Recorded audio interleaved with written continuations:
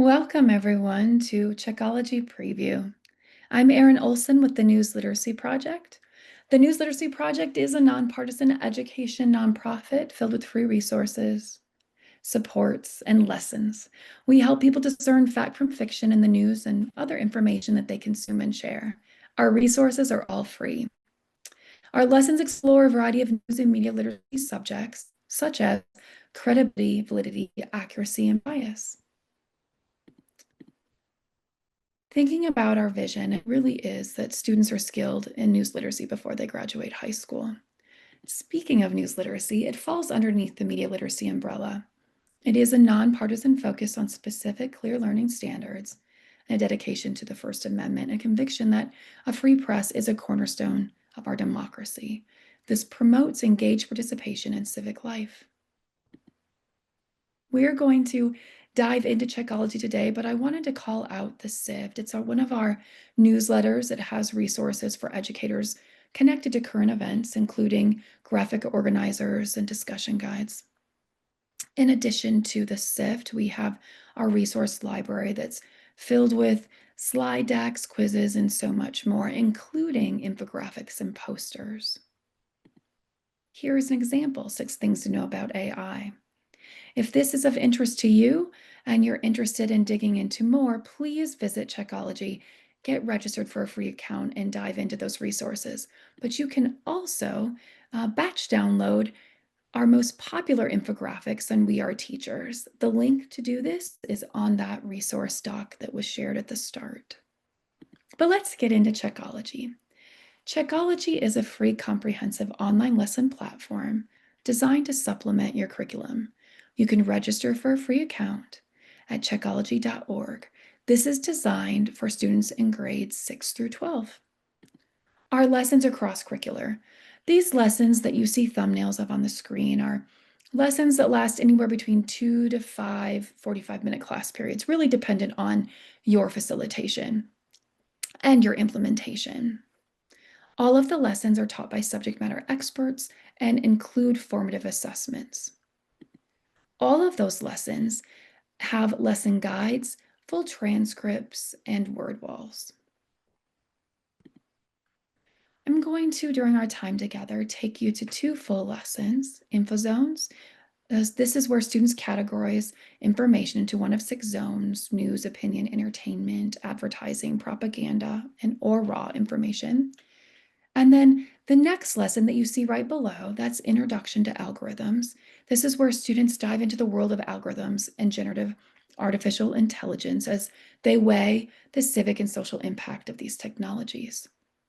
And what you see on the far right, the top right, is an extension, a practice, and this fits with InfoZones.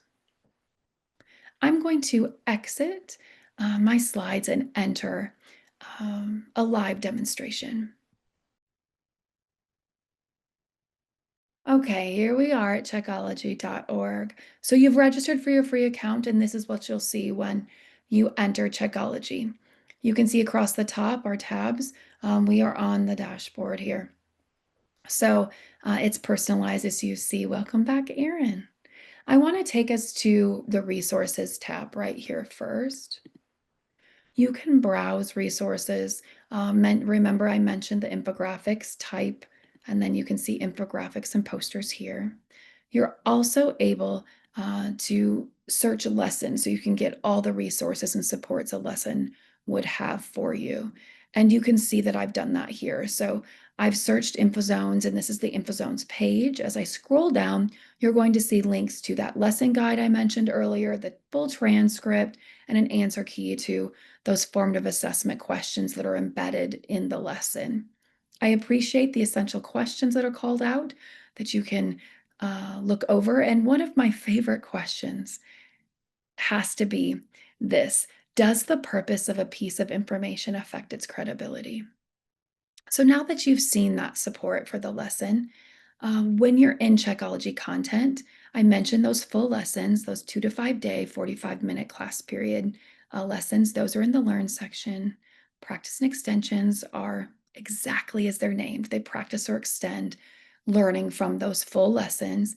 And then the fact checks are missions, where students are applying their strategies to accomplish a challenge of sorts. All right, group, let's get into InfoZones. I want you to notice at the bottom, those dots, those are called elements. So you can see there's 30 elements in this lesson. The word wall can be pulled up during the learning at any point in time as students are progressing through this lesson. So if you want to utilize that or front load, you can get that vocabulary. It's put on the bottom of those lesson guides. So if you work with academic talk, of course, consult with those words and incorporate and front load if that works for your classroom. All right, so subject matter expert Tracy Potts is going to introduce us to InfoZones lesson. Let's watch this 1-minute video to get a taste and a feel for what lesson looks like. Here we go. Tracy Potts. When I was starting out in journalism, we didn't have nearly as much information available to us. There was no internet, no email, no texting, no social media, not even YouTube.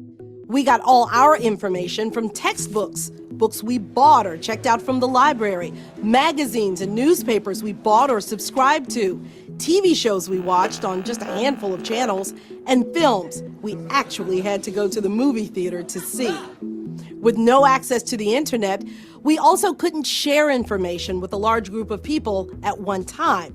What that meant is that only professionals could share information for the public. They acted as gatekeepers, determining what to share with the public and what not to share. But now, anyone can share information, which means that more voices have been added to the mix, including yours and your classmates. It also means that you can't trust everything you read because, well, anyone, anywhere can post and share whatever they want, whenever they want. Okay, so it's multimodal, engaging, and you'll notice that parallel structure throughout our lessons where content concept is introduced and then it's followed by formative assessment. So an example of a formative assessment is right here. This is a drag and drop. Students zoom in on these information types, determine their purpose, and then hit submit, and it's auto-graded. There are some open-ended questions, but most are right there answers. Now the extension, so this is the practice and extension. Here's one example. You can see this is 10 elements long. In this example, we're determining if it's a news or an ad, and this is just practice, just as it's titled. So we would have students look at all the things that they should look at to determine what this is. We see GE reports, there's a title, there's an author date, and as they scroll down, they would see the GE logo, and perhaps that would clue them that it is an ad. When they hit next, again, we get that immediate feedback. Introduction to algorithms, another lesson I want to call out. Again, students are diving into algorithms, and this builds a foundational understanding of algorithms as it continues to deepen their understanding about all that's involved. So you can see those objectives here. They're going to be able to describe how algorithms shape the information that they see, how they can be biased, analyze the benefits and costs, argue the potential risks and benefits, create a plan to avoid the pitfalls posed by algorithms, and to train them to promote more balanced and credible information. There are some essential questions, and again, lesson guide, transcript, and answer key. So introduction to algorithms, 41 elements long. Word wall, that again can be accessed. So you can see some of the language that's incorporated in this lesson, the concepts that are taught. All right, let's just get an introduction. Mia Sato is our subject matter expert for this lesson. Okay, so what exactly are algorithms? How do they work? Well, in the simplest terms, an algorithm is a set of rules that a computer uses to automate certain processes. They're kind of like recipes, a series of steps that a program follows to do a particular job. So let's say I want to cook up a quick algorithm designed to get and keep your attention online. We'd need a half a cup of popularity, 1 cup of search history, 2 tablespoons of interest, and just a dash of sensationalism. I'm done! I have some things I really think you'll like. So you meet algorithm personified. As this lesson continues, algo is part of the learning until we meet generative AI, Gen for short, where, of course, generative AI is personified. It brings humor to the lesson, no doubt. So filter bubbles and rabbit holes. Here's an example of a formative assessment. Students decide what scenario matches with the box and a click and drag. And again, that would be an auto-graded formative assessment. Generative AI. So I'll just show a snippet of generative AI so you can meet Jen. Oh, it looks like 2 things in your cart are now available for a lower price. Mia, this is Jen. Short for generative AI. She's so cool. If you thought the things I could do were impressive, just wait till you see what Jen can do. Bye.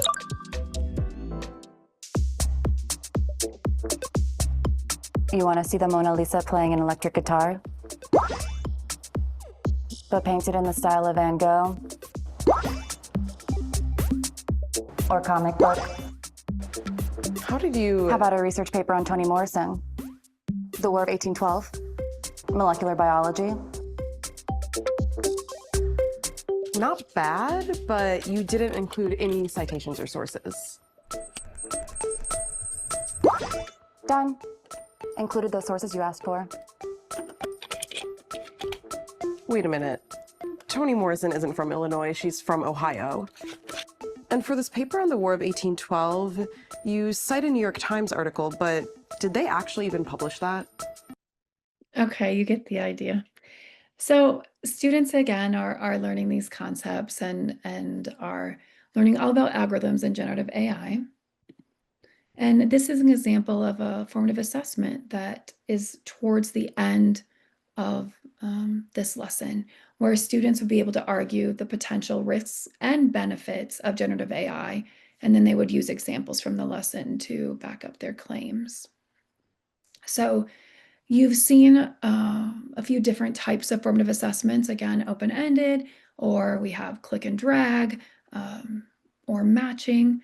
There's multiple choice. So varied formative assessments for those check-ins for student learning that happens throughout the process of said lesson.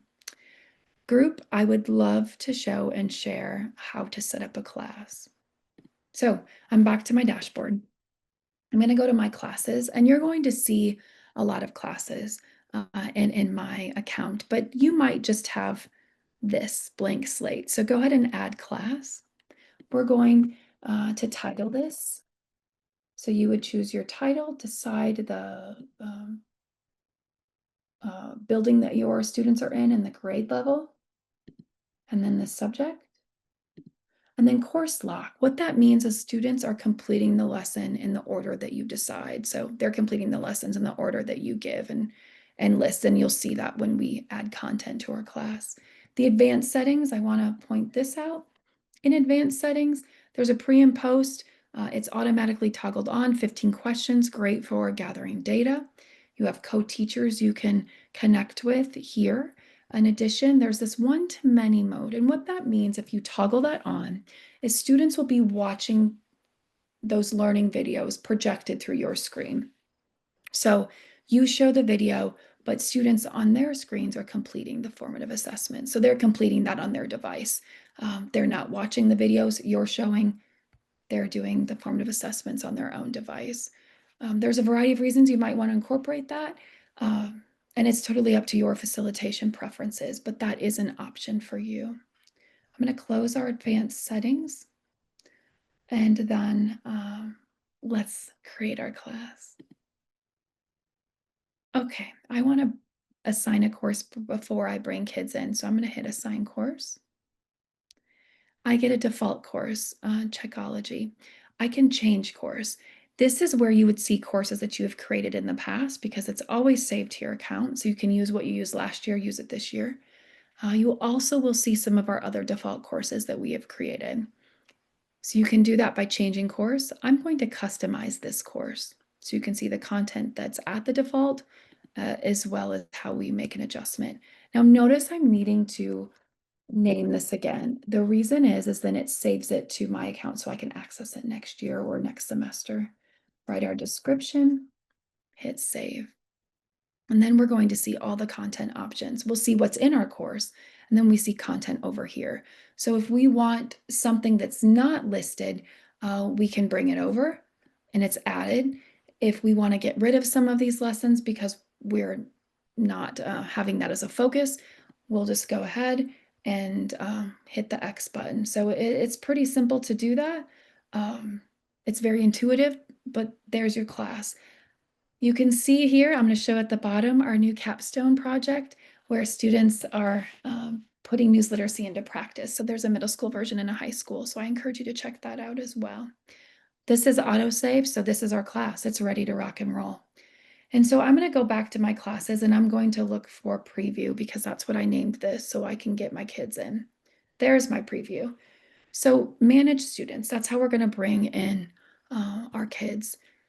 There's 3 ways kids can be brought into a class. So we can do that with invite students to join, copy link, put in your LMS wherever you put links for students.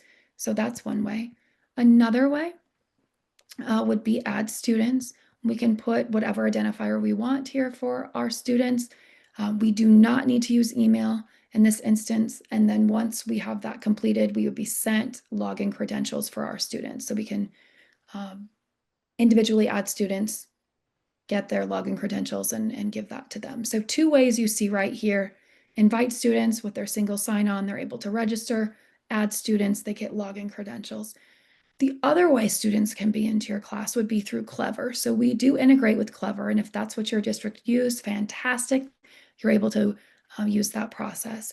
And on that note, if that's what you use, when you would have your class, when you would see your classes in your dashboard or in your My Classes section, you would view and edit course, and that's how you could get the content you wanted into your class if your students were already filled in. So those are for that message is for our Clever users, but those of you that don't have Clever, you see the process now. Friends, there's so much here, so much for you. So we have resources. Again, you saw that already. That's where I shared the infographics and posters, slide decks, and more. You can get all those lesson guides there too. Content, that's where we were, where you saw the Checkology levels of content. The Check Center has tutorial videos for your students, so that is helpful. They see this in their dashboard. The word wall has all the vocabulary. Before I end our time together, I want to call out journalist visits because this is a gem. You can filter by area of expertise or language spoken. Once you see a journalist that fits with what you're teaching, you're able to connect with them, invite them to your classroom, and they're willing to Zoom in or come in person if location allows to share their expertise and extend the learning in your classroom. You simply invite. You're able to read what they've written, see where they've worked, all possible. So all of this, again, for you is free. We've talked about Checkology, the lessons that we have, as well as the SIFT newsletter and our many newsletters. I encourage you to check out, which you can from that resource doc that I shared at the beginning. I'm going to go back to that initial slide to close out just in case you missed the link to the resource doc. Again, thank you for joining us. If you need support, please reach out. Access that resource doc for all the links to the things that we have to offer. I wish you the best year in supporting your students with their news and media literacy skills. Have a great day.